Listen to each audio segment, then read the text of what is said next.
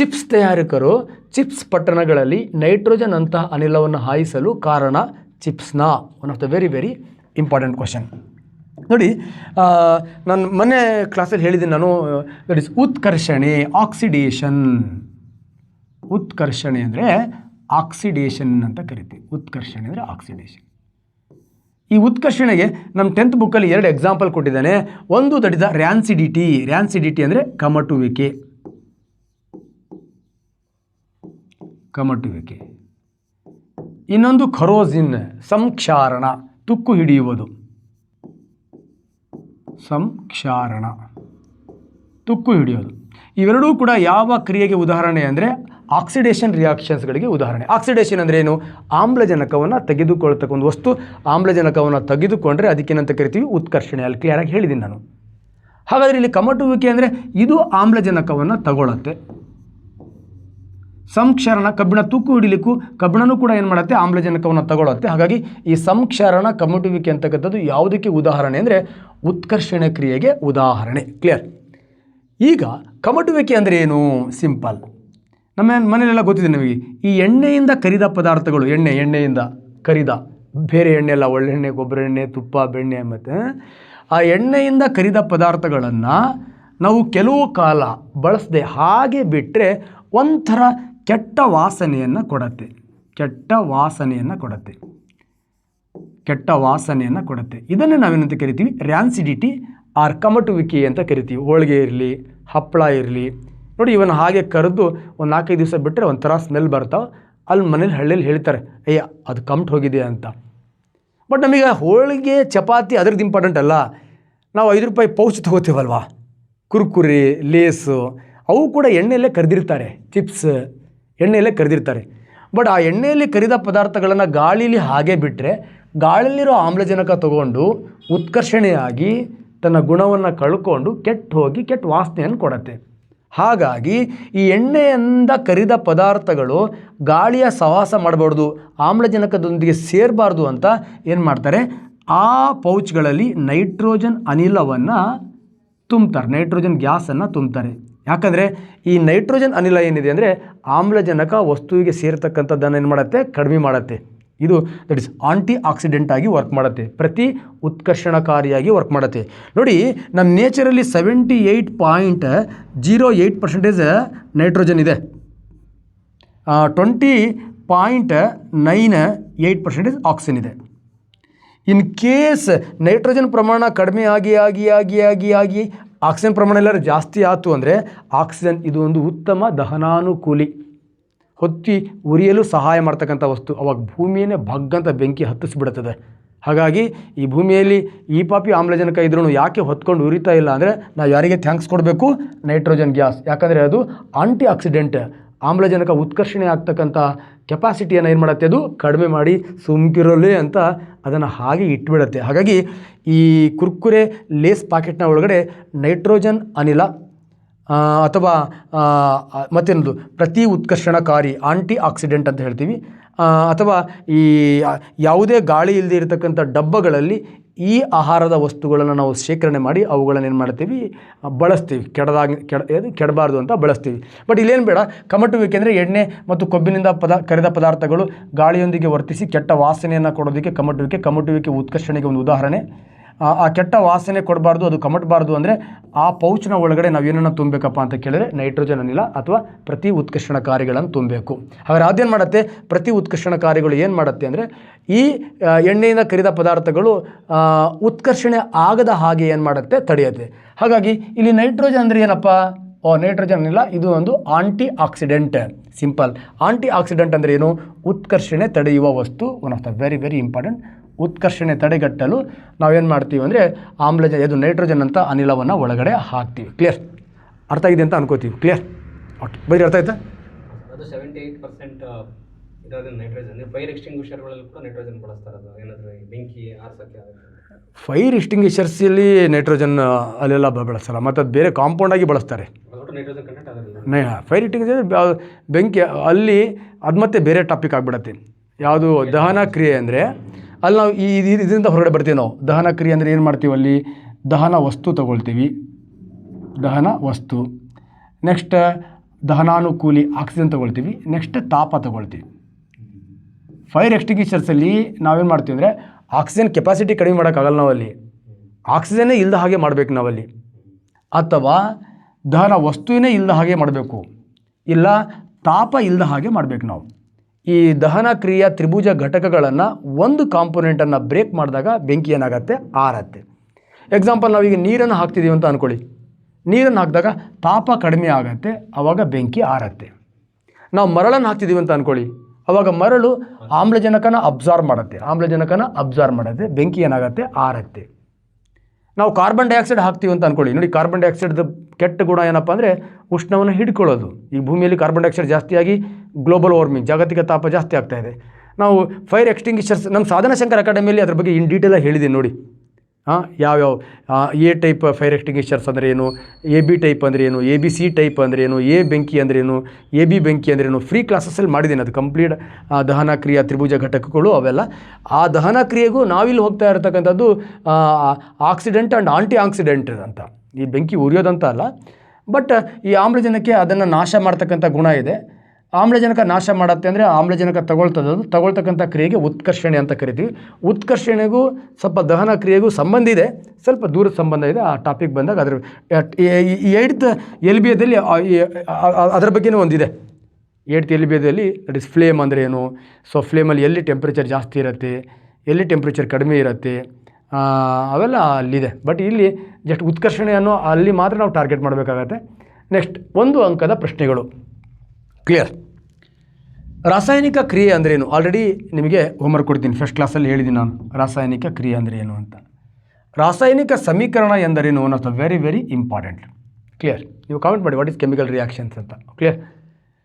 Sharing of electron ಅಥವಾ donating of electron or gaining of electron or transferring of electron to form newly properties compound is known as chemical reactions. ರಾಸಾಯನಿಕ ಸಮೀಕರಣ ಅಂದರೆ what is chemical equations. ನಾನು ಫಸ್ಟೇ ಹೇಳಿದ್ದೀನಿ, ನಾವು ರಾಸಾಯನಿಕ ಸಮೀಕರಣದಲ್ಲಿ ಹಿಂಗೆ ಅಡ್ಡದ ಬಾಣದ ಗುರುತು ಬಂದರೆ ಇದು ರಾಸಾಯನಿಕ ಕ್ರಿಯೆ ನಡೀತಾ ಇದೆ ಅಂತ ಅರ್ಥ, ಕೆಮಿಕಲ್ ರಿಯಾಕ್ಷನ್ ನಡೀತಾ ಇದೆ ಅಂತ ಅರ್ಥ. ಬಾಣದ ಹಿಂದೆ ನಾವೇನು ಮಾಡ್ತೀವಿ, ಎಕ್ಸಾಂಪಲ್ ಈಗ ಕಾರ್ಬನ್ ಅಂತ ಇದೆ, ಕಾರ್ಬನ್. ಓಕೆ, ನೆಕ್ಸ್ಟ್ ಆಕ್ಸಿಜನ್ ಅಂತ ಇದೆ, ಬಾಣ ಇದೆ. ನೆಕ್ಸ್ಟ್ ಈ ಕಡೆ ನಾವು ಕಾರ್ಬನ್ ಡೈ ಆಕ್ಸೈಡ್ ಅಂತ ಹೇಳ್ತೀವಿ ನಾವು, ಡೈ ಆಕ್ಸೈಡ್. ಇಲ್ಲೇನಿದೆ ನೋಡಿ, ಈ ಬಾಣ ಏನಿದೆ ಇದು ಕೆಮಿಕಲ್ ರಿಯಾಕ್ಷನ್ಸ್. ರಾಸಾಯನಿಕ ಕ್ರಿಯೆಯಲ್ಲಿ ಪಾಲ್ಗೊಳ್ತಕ್ಕಂಥ ಈ ವಸ್ತುಗಳನ್ನು ನಾವೇನಂತ ಕರಿತೀವಿ, ಪ್ರತಿವರ್ತಕ, ರಿಯಾಕ್ಟೆಂಟ್ ಅಂತ ಕರಿತೀವಿ. ಪ್ರತಿವರ್ತಕ ಆ ರಿಯಾಕ್ಟೆಂಟ್ ಅಂತ ಕರಿತೀವಿ.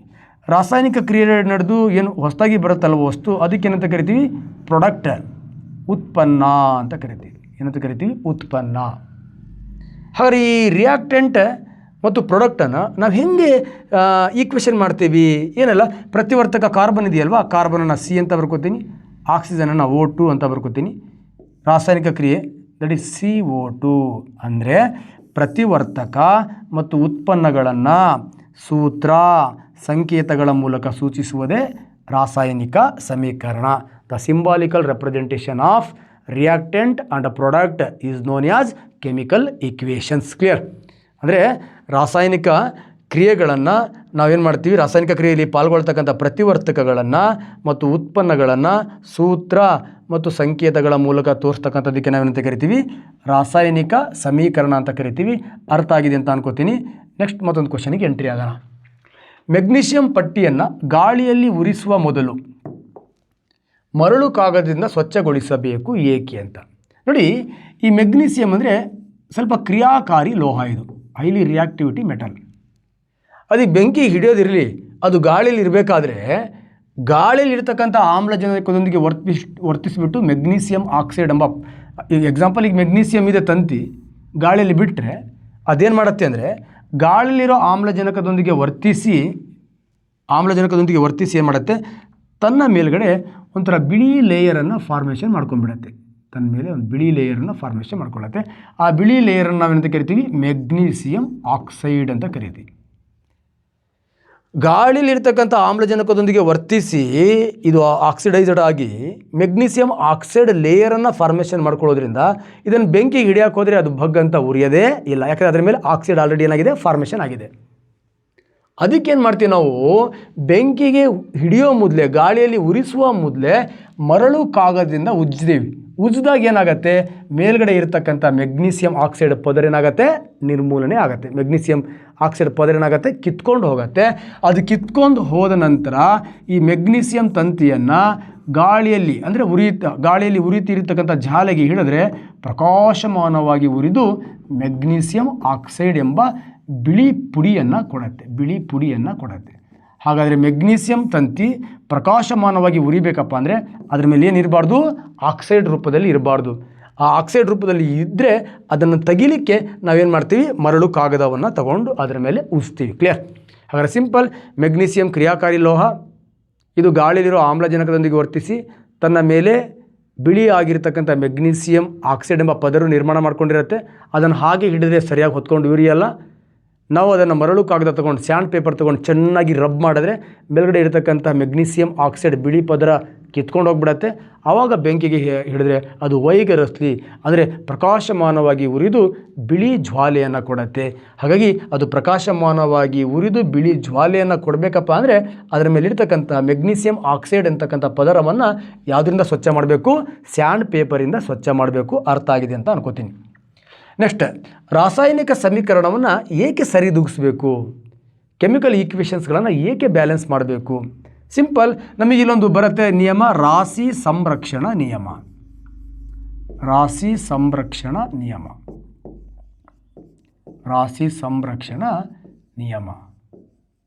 ಕ್ಲಿಯರ್? ರಾಶಿ ಸಂರಕ್ಷಣಾ ನಿಯಮ ಏನು? ರಾಶಿ ಸಂರಕ್ಷಣಾ ನಿಯಮ the law of conservation of mass ಅಂತ ಕರಿತೀವಿ. ಏನು? ಸಿಂಪಲ್, ಏನಿಲ್ಲ, ರಾಶಿಯನ್ನು ಸೃಷ್ಟಿಸಲು ಸಾಧ್ಯವಿಲ್ಲ, ರಾಶಿಯನ್ನು ಲಯಗೊಳಿಸಲು ಸಾಧ್ಯವಿಲ್ಲ, ಒಂದು ರೂಪದಿಂದ ಮತ್ತೊಂದು ರೂಪಕ್ಕೆ ಬದಲಾವಣೆ ಮಾಡಬಹುದು. ಎಕ್ಸಾಂಪಲ್, ಒಂದು ಸಮೀಕರಣ ಇದೆ, ಇಲ್ಲಿ ಪ್ರತಿವರ್ತಕಗಳಿದೆ, ರಿಯಾಕ್ಟೆಂಟ್ಸ್ಗಳಿದೆ, ಪ್ರತಿವರ್ತಕ. ನೆಕ್ಸ್ಟ್ ಈ ಕಡೆ ಏನಿದೆ, ಉತ್ಪನ್ನ ಇದೆ, ಪ್ರಾಡಕ್ಟ್ ಇದೆ. ಹಾಗಾದ್ರೆ ಈ ಪ್ರತಿವರ್ತಕದಲ್ಲಿ ಏನಿದೆ, ಪ್ರತಿವರ್ತಕದಲ್ಲಿ ಏನಾದರೂ ಇರಲಿ ಬಿಡಿ. ಎಕ್ಸಾಂಪಲ್ ಆಗಲೇ ಬರೆದ್ನಲ್ಲ ನಾನು, ಯಾವುದು ಸಿಂಪಲ್ 2mg + O2 ಪ್ರತಿವರ್ತಕದಲ್ಲಿದೆ. ಉತ್ಪನ್ನದಲ್ಲಿದೆ 2mgO ಇದೆ. ನೋಡಿ, ಇಲ್ಲಿ ಪ್ರತಿವರ್ತಕಗಳಲ್ಲಿರ್ತಕ್ಕಂಥ ರಾಶಿ, ಉತ್ಪನ್ನಗಳಲ್ಲಿರ್ತಕ್ಕಂಥ ರಾಶಿ ಎರಡೂ ಸರಿ ಮಾಡ್ತಕ್ಕಂಥದ್ದೇ ರಾಸಾಯನಿಕ ಸಮೀಕರಣವನ್ನು ಸರಿದೂಗಿಸುವ ವಿಧಾನ. ಕ್ಲಿಯರ್? ಅಂದರೆ ರಿಯಾಕ್ಟೆಂಟಲ್ಲಿರ್ತಕ್ಕಂಥ ಮಾಸ್, ಪ್ರಾಡಕ್ಟಲ್ಲಿರ್ತಕ್ಕಂಥ ಮಾಸ್ ಎರಡನ್ನೂ ಕೂಡ ಏನು ಮಾಡಬೇಕು, ಈಕ್ವಲ್ ಮಾಡಬೇಕು. ಬಟ್ ಫಾರ್ಮ್ ಮಾತ್ರ ಏನಾಗಿರುತ್ತೆ, ಚೇಂಜ್ ಇರುತ್ತೆ. ನೋಡಿ, ರಿಯಾಕ್ಟೆಂಟಲ್ಲಿ ಮೆಗ್ನೀಸಿಯಮೇ ಬೇರೆ ಇದೆ, ಆಕ್ಸಿಜನ್ನೇ ಬೇರೆ ಇದೆ. ಪ್ರಾಡಕ್ಟಲ್ಲಿ ಮೆಗ್ನೀಸಿಯಂ ಆಕ್ಸಿಜನ್ ಎರಡೂ ಸೇರಿ ಮೆಗ್ನೀಸಿಯಂ ಆಕ್ಸೈಡ್ ಆಗಿದೆ. ಹಾಗಾದರೆ ಇದು 100 ಗ್ರಾಮ್ ಇತ್ತಪ್ಪ ಅಂದರೆ ಇದು ಎಷ್ಟು ಗ್ರಾಮ್ ಇರಬೇಕು, 100 ಗ್ರಾಮೇ ಇರಬೇಕು. ಕ್ಲಿಯರ್? ಇದು ಕೂಡ ಎಷ್ಟು ಗ್ರಾಮ್ ಇರಬೇಕು, 100 ಗ್ರಾಮೇ ಇರಬೇಕು. ಹಾಗಾದರೆ ರಾಸಾಯನಿಕ ಸಮೀಕರಣ ಏಕೆ ಸರಿದೂಗಿಸಬೇಕು ಅಂತ ಕೇಳಿದ್ರೆ, ರಾಶಿ ಸಂರಕ್ಷಣಾ ನಿಯಮದ ಆಧಾರದ ಮೇಲೆ ರಾಶಿಯನ್ನು ಸೃಷ್ಟಿಸಲು ಸಾಧ್ಯವಿಲ್ಲ, ರಾಶಿಯನ್ನು ಲಯಗೊಳಿಸಲು ಸಾಧ್ಯವಿಲ್ಲ. ಹಾಗಾಗಿ ರಾಸಾಯನಿಕ ಕ್ರಿಯೆಯಲ್ಲಿ ಪಾಲ್ಗೊಳ್ತಕ್ಕಂತಹ ಪ್ರತಿವರ್ತಕಗಳ ರಾಶಿಯು, ನೆಕ್ಸ್ಟ್ ರಾಸಾಯನಿಕ ಕ್ರಿಯೆ ನಡೆದು ಬಂದಂತಹ ಉತ್ಪನ್ನಗಳ ರಾಶಿಯು ಎರಡೂ ಸರಿಯಾಗಿದ್ದರೆ ಅದನ್ನು ನಾವೇನಂತ ಕರಿತೀವಿ, ರಾಸಾಯನಿಕ ಸಮೀಕರಣ ಸರಿದೂಗಿಸುವಿಕೆ ಅಂತ ಕರಿತೀವಿ. ಅರ್ಥ ಆಗಿದೆಯಾ? LHS ಅಲ್ಲೂ ಕೂಡ 2 ಮೆಗ್ನೀಷಿಯಂ ಇದೆ, RHS ಅಲ್ಲೂ ಕೂಡ 2. ಅದು ಕೆಮಿಕಲ್ ಈಕ್ವೇಷನ್ಸ್ ಬ್ಯಾಲೆನ್ಸಿಂಗ್ ಮಾಡ್ತೀನಲ್ಲ, ಅಲ್ಲಿ ನಿಮಗೆ ಕ್ಲಿಯಾರಿಟಿ ಕೊಡ್ತೀನಿ. ನಾನು just what is chemical equations balancing ಅಂತ ಕೇಳ್ತಿರೋದು ನಿಮಗೆ. ರಾಸಾಯನಿಕ ಸಮೀಕರಣ ಸರಿದೂಗಿಸುವಿಕೆ ಅಂದರೆ ಏನು? ಒಂದು ರಾಸಾಯನಿಕ ಸಮೀಕರಣ ಅಂದರೆ ರಾಸಾಯನಿಕ ಕ್ರಿಯೆ ನಡೆಯುವಾಗ ಪ್ರತಿವರ್ತಕಗಳಲ್ಲಿರ್ತಕ್ಕಂಥ ರಾಶಿಯಷ್ಟೇ ರಾಶಿ ಉತ್ಪನ್ನಗಳಲ್ಲೂ ಇರಬೇಕು. ಯಾರು ಹೇಳಿದ್ದು? ರಾಶಿ ಸಂರಕ್ಷಣಾ ನಿಯಮ ಹೇಳಿದ್ದು. ರಾಶಿ ಸಂರಕ್ಷಣಾ ನಿಯಮದ ಆಧಾರದ ಮೇಲೆ ಪ್ರತಿವರ್ತಕಗಳ ರಾಶಿಯು, ಉತ್ಪನ್ನಗಳ ರಾಶಿಯು ಎರಡೂ ಕೂಡ ಸರಿಯಾಗಿದ್ದರೆ ಅಥವಾ ಸರಿ ಮಾಡಿದರೆ ಅದನ್ನು ನಾವು ರಾಸಾಯನಿಕ ಸಮೀಕರಣವನ್ನು ಸರಿದೂಗಿಸಬೇಕು ಅಥವಾ ಸರಿದೂಗಿಸುವಿಕೆ ಅಂತ ಕರಿತೀವಿ. ಅರ್ಥ ಆಗಿದೆ ಅಂತ ಅನ್ಕೋತೀನಿ. ಕ್ಲಿಯರ್? ಓಕೆ. ಸೊ ನೆಕ್ಸ್ಟ್ ಮತ್ತೊಂದು ಡಿಸ್ಕ್ರಿಪ್ಟಿವ್ ಕ್ವಶನಿಗೆ ಎಂಟ್ರಿ ಆಗೋಣ. ಸಸ್ಯಜನ್ಯ ದ್ರವ್ಯಗಳ ವಿಘಟನೆಯಿಂದ ಕಾಂಪೋಸ್ಟ್ ಉಂಟಾಗುವುದು ಮತ್ತು ಉಸಿರಾಟ ಕ್ರಿಯೆಗಳು ಬಹಿರುಷ್ಣ ಕ್ರಿಯೆಗಳಾಗಿವೆ ಏಕೆ? ಏನಿಲ್ಲ, ಆಲ್ರೆಡಿ ಈ ನಮ್ಮ ಉಸಿರಾಟ ಕ್ರಿಯೆ ಇರ್ಬೋದು, ಆರ್ ಕಾಂಪೋಸ್ಟ್ ಅಲ್ಲಿ ಹೇಳಿದ್ದೀನಿ ನಾನು. ಇವೆಲ್ಲವೂ ಕೂಡ ವಿಘಟನೆ ಆಗಬೇಕಾದ್ರೆ, ಒಳಗಡೆ ಉತ್ಕರ್ಷಣೆ ಆಗಬೇಕಾದ್ರೆ ಏನು ಬಿಡುಗಡೆ ಮಾಡುತ್ತೆ? ಉಷ್ಣವನ್ನು ಹೊರಗಡೆ ಬಿಡುಗಡೆ ಮಾಡುತ್ತೆ. ರಾಸಾಯನಿಕ ಕ್ರಿಯೆ ನಡಿಬೇಕಾದ್ರೆ ಉಷ್ಣ ಹೊರಗಡೆ ಬಂದರೆ ಆ ಕ್ರಿಯೆಗಳಿಗೆ ನಾವೇನಂತ ಕರಿತೀವಿ? ಬಹಿರುಷ್ಣ ಕ್ರಿಯೆಗಳು ಅಂತ ಕರಿತೀವಿ. ನೆಕ್ಸ್ಟು ಅಂತ ವೆರಿ ವೆರಿ ಇಂಪಾರ್ಟೆಂಟ್, ಪ್ರಕ್ಷೇಪಣ ಕ್ರಿಯೆ ಎಂದರೇನು? Precipitation reaction. ತುಂಬಾ ಇಂಪಾರ್ಟೆಂಟ್ ಇದು. ನಿಮ್ಮ ಪಿ ಸಿಗಾರಲಿ, ಡಿ ಸಿಗಿರಲಿ, ಆರ್ ಕಾಂಪಿಟೇಟಿವ್ ಎಕ್ಸಾಮ್, ಯಾವುದೇ ಕಾಂಪಿಟೇಟಿವ್ ಎಕ್ಸಾಮ್ ಇರಲಿ, one of the very very important question. ಏನು ಪ್ರಕ್ಷೇಪಣ ಕ್ರಿಯೆ? ಸಿಂಪಲ್ ನೋಡಿ, ಪ್ರಕ್ಷೇಪಣ ಕ್ರಿಯೆ ಅಂದರೆ ಎಕ್ಸಾಂಪಲ್, ನನ್ನ ಹತ್ರ ಈಗ ಸೋಡಿಯಂ ಸಲ್ಫೇಟ್ ಅಂತಕ್ಕಂಥ ದ್ರಾವಣ ಇದೆ. ಯಾವ ದ್ರಾವಣ ಇದೆ? ದ್ರಾವಣ ಅಂದರೆ ನೀರಲ್ಲಿ ಸೋಡಿಯಂ ಸಲ್ಫೇಟನ್ನು ಮಿಕ್ಸ್ ಮಾಡಿ ಅದರ ದ್ರಾವಣವನ್ನು ಮಾಡ್ಕೊಂಡಿದ್ದೀನಿ. ನೆಕ್ಸ್ಟ್ ಬೇರಿಯಂ ಕ್ಲೋರೈಡ್ ಅಂತಕ್ಕಂತಹ ದ್ರಾವಣವನ್ನು ಮಾಡ್ಕೊತೀನಿ. ಮತ್ತು ನಾನು ಬೇರಿಯಂ ಕ್ಲೋರೈಡ್ ದ್ರಾವಣ. ಓಕೆ, ಏನಿಲ್ಲ, ಒಂದು ಬೀಕರ್ ತೊಗೋತೀನಿ, ಇನ್ನೊಂದು ಬೀಕರ್ ತೊಗೋತೀನಿ, ಇದಕ್ಕೆ ನೀರು ಹಾಕ್ತೀನಿ, ಇದಕ್ಕೂ ನೀರು ಹಾಕ್ತೀನಿ, ನೀರು ಹಾಕಿ ಇದಕ್ಕೆ ಸೋಡಿಯಂ ಸಲ್ಫೇಟನ್ನು ಹಾಕಿ ಸೋಡಿಯಂ ಸಲ್ಫೇಟ್ ದ್ರಾವಣ ಮಾಡ್ಕೋತೀನಿ. ಇದಕ್ಕೆ ಬೇರಿಯಂ ಕ್ಲೋರೈಡ್ ಹಾಕಿ ಬೇರಿಯಂ ಕ್ಲೋರೈಡ್ ದ್ರಾವಣವನ್ನು ಮಾಡ್ಕೋತೀನಿ. ಎರಡು ದ್ರಾವಣ, ಒಂಥರ ಇದರಲ್ಲಿ ಮಜ್ಜಿಗೆ ಇದೆ, ಇದರಲ್ಲಿ ಹಾಲಿದೆ, ಆ ಥರ ದ್ರಾವಣ. ಎರಡು ದ್ರಾವಣವನ್ನು ಮಾಡಿಕೊಂಡು ಈ ದ್ರಾವಣವನ್ನು ಏನು ಮಾಡ್ತೀನಿ? ನಾನು ಒಂದು ದೊಡ್ಡ ಬೀಕರಲ್ಲಿ ಮಿಕ್ಸ್ ಮಾಡಿಬಿಡ್ತೀನಿ. ಇದನ್ನು ಅಲ್ಲಿಗೆ ಡಂಪ್ ಮಾಡ್ತೀನಿ, ಇದನ್ನು ಅಲ್ಲಿಗೆ ಡಂಪ್ ಮಾಡ್ತೀನಿ, ಎರಡು ಮಿಕ್ಸ್ ಮಾಡಿಬಿಡ್ತೀನಿ. ಮಿಕ್ಸ್ ಮಾಡಿದ ನಂತರ ರಾಸಾಯನಿಕ ಕ್ರಿಯೆ ನಡೆದು ಏನಾಗುತ್ತೆ ಅಂದರೆ, ರಾಸಾಯನಿಕ ಕ್ರಿಯೆ ನಡೆದು ಇಲ್ಲೊಂದು ಗಟ್ಟಿ ವಸ್ತು ಕೂತ್ಬಿಡುತ್ತೆ. ಓಕೆ, ಬೆಳ್ಳಗಿರೋ ಗಟ್ಟಿ ವಸ್ತು ಕೂತ್ಬಿಡುತ್ತೆ. ಅದರ ಮೇಲ್ಗಡೆ ಸಿಂಪಲ್ ಹಿಂಗೆ ನೀರು, ಮೇಲ್ಗಡೆ ನೀರಿನ ಇನ್ನೊಂದು ದ್ರಾವಣ ಏನು ಮಾಡ್ತಾ ಇರುತ್ತೆ? ಈ ಥರ ತುಂಬ್ಕೊಂಡ್ಬಿಡತ್ತೆ. ಆ ಗಟ್ಟಿ ವಸ್ತು ಯಾವುದು ನೋಡುವ. ಎಕ್ಸಾಂಪಲ್, ಈಗ ಸೋಡಿಯಂ ಸಲ್ಫೇಟ್ ಇದೆ, ನೆಕ್ಸ್ಟ್ ಬೇರಿಯಂ ಸಲ್ಫೇಟ್ ಇದೆ, ಬೇರಿಯಂ ಕ್ಲೋರೈಡ್ ಇದೆ. ಇಲ್ಲಿ ಎರಡು ಲೋಹಗಳಿದೆ. ಈ ಎರಡು ಲೋಹಗಳೇನಾಗುತ್ತೆ? ವಿನಿಮಯ ಆಗತ್ತೆ. ಓಕೆ, ಎಕ್ಸ್ಚೇಂಜ್ ಆಗತ್ತೆ. ಎಕ್ಸ್ಚೇಂಜ್ ಆದಾಗ ಬೇರಿಯಂ ಸಲ್ಫೇಟ್ ಉಂಟಾಗತ್ತೆ, ನೆಕ್ಸ್ಟ್ ಸೋಡಿಯಂ ಕ್ಲೋರೈಡ್ ಉಂಟಾಗತ್ತೆ. ಕ್ಲಿಯರ್? ನೋಡಿ, ಇದು ದ್ರಾವಣ, ಒಡಿ ಹಲ್ಗೆ ಇದು ಕೂಡ ದ್ರಾವಣ. ಬಟ್ ಇದೇನಾಗತ್ತೆ? ಬ್ಯೂಟಿಫುಲ್ ಸಾಲಿಡ್ ಆಗತ್ತೆ. ನೋಡಿ, ಎರಡು ದ್ರಾವಣಗಳನ್ನು ಮಿಕ್ಸ್ ಮಾಡಿದಾಗ ರಾಸಾಯನಿಕ ಕ್ರಿಯೆ ನಡೆದು ಕರಗದ ವಸ್ತು ಉಂಟಾದರೆ, that not dissolve in water, ನೀರಿನಲ್ಲಿ ಕರಗದ ವಸ್ತು ಉಂಟಾದರೆ ಆ ವಸ್ತುವನ್ನು ನಾವೇನಂತ ಕರಿತೀವಿ? ಪ್ರಕ್ಷೇಪ ಆರ್ ಪ್ರಿಸಿಪಿಟೇಟ್ ಅಂತ ಕರಿತೀವಿ. The type of reactions is known as precipitation reaction ಅಂತ ಕರಿತೀವಿ. ಅರ್ಥ ಆಗಿದೆ ಅಂತ ಅನ್ಕೋತೀನಿ. ಪ್ರಕ್ಷೇಪಣಾ ಕ್ರಿಯೆ ಅಂದರೆ ಏನಿಲ್ಲ, ಎರಡು ದ್ರಾವಣಗಳನ್ನು ನಾವು ಮಿಕ್ಸ್ ಮಾಡಿ, ಮಿಶ್ರಣ ಮಾಡಿ ರಾಸಾಯನಿಕ ಕ್ರಿಯೆಗೆ ಒಳಪಡಿಸಿದಾಗ ಅಲ್ಲಿ ಒಂದು ಘನವಸ್ತು ಉತ್ಪತ್ತಿ ಆಗುತ್ತೆ. ಆ ಘನವಸ್ತು ಆ ದ್ರಾವಣದಲ್ಲಿ ಕರಗದ ಘನವಸ್ತು ಆಗಿರುತ್ತೆ. ಹಾಗಾದರೆ ಕರಗದ ಘನವಸ್ತು ಆ ದ್ರಾವಣಗಳಲ್ಲಿ ಹೊಸದಾಗಿ ಉಂಟಾದರೆ ಅದಕ್ಕೆ ನಾವೇನಂತ ಕರಿತೀವಿ? ಪ್ರಕ್ಷೇಪ. ಇಂತಹ ಕ್ರಿಯೆಗಳಿಗೆ ನಾವೇನಂತ ಕರಿತೀವಿ? ಪ್ರಕ್ಷೇಪಣ ಕ್ರಿಯೆ ಅಂತ ಕರಿತೀವಿ. ಇಲ್ಲಿ ಸೋಡಿಯಂ ಸಲ್ಫೇಟ್ ಅಂತಕ್ಕಂಥದ್ದು ದ್ರಾವಣ, ಬೇರಿಯಂ ಕ್ಲೋರೈಡ್ ಅಂತಕ್ಕಂಥದ್ದು ದ್ರಾವಣ. ಅವೆರಡನ್ನು ಮಿಕ್ಸ್ ಮಾಡಿದಾಗ ನಮಗೆ ನೋಡಿ ಬಿಳಿ ಬಣ್ಣದ ಬೇರಿಯಂ ಸಲ್ಫೇಟ್ ಅಂತಕ್ಕಂತಹ ಘನವಸ್ತು ಪ್ರಕ್ಷೇಪ ಉಂಟಾಗತ್ತೆ. ಅದರ ಮೇಲೆ ಮತ್ತೆ ಸೋಡಿಯಂ ಕ್ಲೋರೈಡ್ ಅಂತಕ್ಕಂಥ ದ್ರಾವಣ ಏನಾಗಿರುತ್ತೆ? ತೇಲ್ತಾ ಇರುತ್ತೆ. ಆದರೆ ಸೋಡಿಯಂ ಕ್ಲೋರೈಡಲ್ಲಿ ಯಾವುದು ಕರಗಲ್ಲ? Barium sulphate ಕರಗಲ್ಲ. ಈ ಥರ ರಾಸಾಯನಿಕ ಕ್ರಿಯೆ ನಡಿಬೇಕಾದ್ರೆ ಆ ದ್ರಾವಣದಲ್ಲಿ ಕರಗದ ವಸ್ತು ಹೊಸದಾಗಿ ಉತ್ಪತ್ತಿ ಆದರೆ ಅದಕ್ಕೆ ಪ್ರಕ್ಷೇಪ ಅಂತ ಕರಿತೀವಿ. ಅಂತಹ ಕ್ರಿಯೆಗಳಿಗೆ ನಾವೇನಂತ ಕರಿತೀವಿ? ಪ್ರಕ್ಷೇಪಣ ಕ್ರಿಯೆಗಳು ಅಂತ ಕರಿತೀವಿ. ಇಲ್ಲಿ ಬಿಳಿ ಬಣ್ಣದ ಪ್ರಕ್ಷೇಪ, ವೈಟ್ ಕಲರ್ದ ಪ್ರಕ್ಷೇಪ ಯಾವುದು ಉಂಟಾಗುತ್ತೆ ಅಂದರೆ barium sulphate white colour precipitate ಉಂಟಾಗುತ್ತೆ. ಅರ್ಥ ಆಗಿದೆ ಅಂತ ಅನ್ಕೋತೀನಿ. ಕ್ಲಿಯರ್? ಬೇಕಾದ್ರೆ ಇನ್ನೊಂದು ಎಕ್ಸಾಂಪಲ್ ಕೊಡ್ಬೋದು ನಾವು ಇದಕ್ಕೆ. ಇನ್ನೊಂದು ಎಕ್ಸಾಂಪಲ್ ಪ್ರಕ್ಷೇಪಣ ಕ್ರಿಯೆಗೆ ಇನ್ನೊಂದು ಎಕ್ಸಾಂಪಲ್ ಏನು? ಸಿಂಪಲ್ ಸೀಸದ ನೈಟ್ರೇಟ್ PbNO3 ಟ್ವೈಸ್, ಸೀಸದ ನೈಟ್ರೇಟ್. ಇದಕ್ಕೆ ಪೊಟ್ಯಾಷಿಯಂ ಅಯೋಡೈಡನ್ನು ಹಾಕಿದಾಗ ಇಲ್ಲೂ ಕೂಡ ರಾಸಾಯನಿಕ ಕ್ರಿಯೆ ನಡೆಯುತ್ತೆ. ರಾಸಾಯನಿಕ ಕ್ರಿಯೆ ನಡೆದುಬಿಟ್ಟು ಸಿಂಪಲ್ ನೋಡಿ, ಹಳದಿ ಬಣ್ಣದ PbI2, ಹಳದಿ ಬಣ್ಣದ ಸೀಸದ ಅಯೋಡೈಡ್ ಉಂಟಾಗತ್ತೆ. ಅದರ ಜೊತೆಗೆ ಸಿಂಪಲ್ ನೋಡಿ, ಇಲ್ಲಿ ಸೀಸ ಏನಾಗುತ್ತೆ? ಅಯೋಡೈಡ್ ಜೊತೆಗೆ ಸೇರ್ಕೊಂಡ್ಬಿಡತ್ತೆ. ನೆಕ್ಸ್ಟ್ 2KNO3 ಅಂತಕ್ಕಂತಹ ದ್ರಾವಣ ಉತ್ಪತ್ತಿ ಆಗುತ್ತೆ. ಇದು ಘನ, ಇದು ದ್ರಾವಣ. ಕ್ಲಿಯರ್? ಹಾಗಾದರೆ ಸೀಸದ ನೈಟ್ರೇಟ್ ದ್ರಾವಣಕ್ಕೆ ಪೊಟ್ಯಾಷಿಯಂ ಅಯೋಡೈಡ್ ದ್ರಾವಣವನ್ನು ಹಾಕಿ ಮಿಕ್ಸ್ ಮಾಡಿದಾಗ ರಾಸಾಯನಿಕ ಕ್ರಿಯೆ ನಡೆಯುತ್ತೆ. ನೆಕ್ಸ್ಟ್ ಸೀಸದ ಅಯೋಡೈಡ್ ಅಂತಕ್ಕಂಥ ಹಳದಿ ಬಣ್ಣದ ಘನವಸ್ತು ಫಾರ್ಮೇಷನ್ ಆಗುತ್ತೆ. ಆ ಘನವಸ್ತು ಯಾವುದರಲ್ಲಿ ಕರಗಲ್ಲ? ಪೊಟ್ಯಾಷಿಯಂ ನೈಟ್ರೇಟ್ ಅಂತಕ್ಕಂಥ ದ್ರಾವಣದಲ್ಲಿ ಕರಗಲ್ಲ. ಈ ಥರ ರಾಸಾಯನಿಕ ಕ್ರಿಯೆ ಎರಡು ದ್ರಾವಣಗಳ ಮಧ್ಯೆ ನಡೆದಾಗ ಹೊಸದಾಗಿ ಒಂದು ಘನವಸ್ತು ಉತ್ಪತ್ತಿ ಆದರೆ ಆ ಘನವಸ್ತುವನ್ನೇ ನಾವೇನಂತ ಕರಿತೀವಿ? ಪ್ರಕ್ಷೇಪ ಅಂತ ಕರಿತೀವಿ. ಈ ಥರ ಆ ದ್ರಾವಣದಲ್ಲಿ ಕರಗದೇ ಇರತಕ್ಕಂತಹ ಈ ಘನವಸ್ತುವನ್ನು ಪ್ರಕ್ಷೇಪ, ಇಂಥ ಘನವಸ್ತುವನ್ನು ಉತ್ಪತ್ತಿ ಮಾಡ್ತಕ್ಕಂಥ ಕ್ರಿಯೆಗೆ ನಾವೇನಂತ ಕರಿತೀವಿ? ಪ್ರಕ್ಷೇಪಣ ಕ್ರಿಯೆ ಅಂತ ಕರಿತೀವಿ. ಹಾಗೆ ನಿಮಗೆ ಕಾಂಪಿಟೇಟಿವ್ ಎಕ್ಸಾಮಲ್ಲಿ ಹೇಗೆ ಬರ್ಬೋದು? ಸಿಂಪಲ್ ಬರ್ಬೋದಲ್ವಾ? ಸೀಸದ ನೈಟ್ರೇಟನ್ನು ಪೊಟ್ಯಾಷಿಯಂ ಅಯೋಡೈಡ್ಗೆ ಹಾಕಿದಾಗ ಯಾವ ಪ್ರಕ್ಷೇಪ, ವಿಚ್ ಪ್ರಿಸಿಪಿಟೇಟ್ ರೆಡಿ ಆಗುತ್ತೆ ಆ್ಯಂಡ್ ದೇರ್ ಕಲರ್, ಅದರ ಬಣ್ಣ ಯಾವುದು ಅಂತ ಕೇಳ್ಬೋದು. ಸೋಡಿಯಂ ಸಲ್ಫೇಟ್ಗೆ ಬೇರಿಯಂ ಕ್ಲೋರೈಡ್ ಹಾಕಿದಾಗ ಯಾವ ಪ್ರಕ್ಷೇಪ ಬರುತ್ತೆ, ಅದರ ಬಣ್ಣ ಯಾವುದು?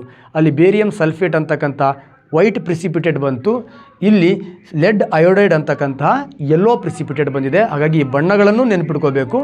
ನೆಕ್ಸ್ಟ್, ಈ ಥರ ರಾಸಾಯನಿಕ ವಸ್ತುಗಳು ದ್ರಾವಣಗಳ ಮಧ್ಯೆ ರಾಸಾಯನಿಕ ಕ್ರಿಯೆ ನಡೆದು ಹೊಸದಾಗಿ ಘನವಸ್ತು ಉತ್ಪತ್ತಿ ಆಗತ್ತೆ. ಆ ಕ್ರಿಯೆಯನ್ನು ಪ್ರಕ್ಷೇಪಣ ಕ್ರಿಯೆ ಅಂತ ಕರಿತೀವಿ ಅಂತ ಗೊತ್ತಿರಬೇಕು. ಪ್ರಕ್ಷೇಪಣ ಕ್ರಿಯೆ ಮತ್ತೊಂದು ಕ್ರಿಯೆಗೆ ಉದಾಹರಣೆ ಆಗುತ್ತೆ ರಾಸಾಯನಿಕ ದ್ವಿಸ್ಥಾನ ಪಲ್ಲಟ, ಡಬಲ್ ಡಿಕಾಂಪೋಸಿಷನ್ ಆರ್ ಡಬಲ್ ಡಿಸ್ಪ್ಲೇಸ್ಮೆಂಟಿಗೂ ಕೂಡ ಇದೇ ಆನ್ಸರ್ ಆಗುತ್ತೆ. ಹಾಗಾಗಿ ಇಲ್ಲಿ ಅಯಾನುಗಳು ವಿನಿಮಯ ಆಗುತ್ತೆ. ನೆಕ್ಸ್ಟ್, ಇಲ್ಲಿ ಕರಗದ ವಸ್ತು ಉತ್ಪತ್ತಿ ಆಗುತ್ತೆ. ಸೊ ಇಷ್ಟು ಡೈಮೆನ್ಷನಲ್ಲಿ ಇದನ್ನು ನೀವು ನೋಡ್ತಾ ಹೋಗಬೇಕಾಗತ್ತೆ. ಕ್ಲಿಯರ್?